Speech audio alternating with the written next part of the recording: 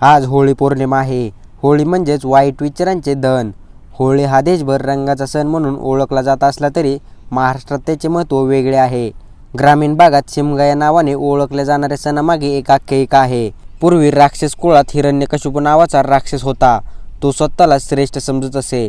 देवतांविषयी त्याला अतिशय तिरस्कार होता आणि त्याला एक प्रल्हाद नावाचा मुलगा होता. प्रल्हाद बालपणापासूनच विष्णूचा म्हणजेच नारायणाचा परमभक्त होता.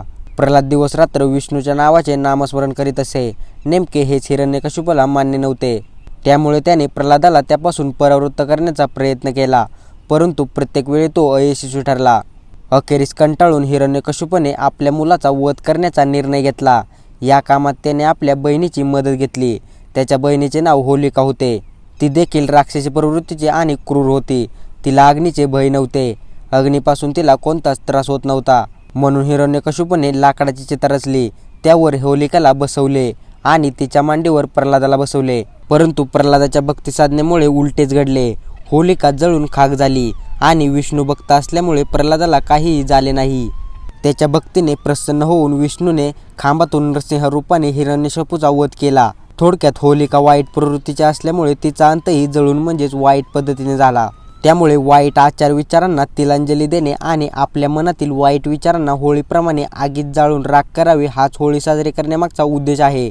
या दिवशी वाईट गोष्टींचा त्याग करून चांगल्या गोष्टींचा संकल्प करा, जेणेकरून आपले संपूर्ण वर्ष सुख समाधानाचे जाईल. होलिकेचा जळून अंत झाला. तो दिवस फाल्गुन शुद्ध पौर्णिमेचा असल्याने दरवर्षी त्या दिवशी होळी उत्सव मोठ्या उत्साहाने साजरा केला जातो. महाराष्ट्रात देखील होळी उत्सव आनंदाने आणि उत्साहाने साजरा करतात. आदल्या दिवसापासूनच होळी दहनासाठी लाकडे, झाडांच्या फांद्या जमवल्या जातात. काही ठिकाणी ही लाकडे चोरूनही आणली जातात.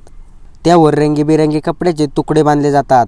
सर्वजण झाडाच्या त्या फांदीला कपड्याचा एक तुकडा बांधतो. ती फांदी कपड्यांच्या तुकड्यांनी पूर्णपणे झाकली जाते. नंतर तिला सार्वजनिक ठिकाणी गाडले जाते. त्याच्यावर गवत, वाळलेली लाकडे, गवऱ्या, केळी व इतर फळे रचली जातात. मुहूर्तावर होळीचे पूजन करून मुख्यतः पुरणपोळीचा नैवेद्य दाखवला जातो. नंतर होळीचे दहन केले जाते. दहन करताना होळी रे होळी पुरणाची पोळी अशी घोषणाबाजी केली जाते. अशी ही होळी सर्वांना सुख समृद्धीची आणि भरभराटीची जावो.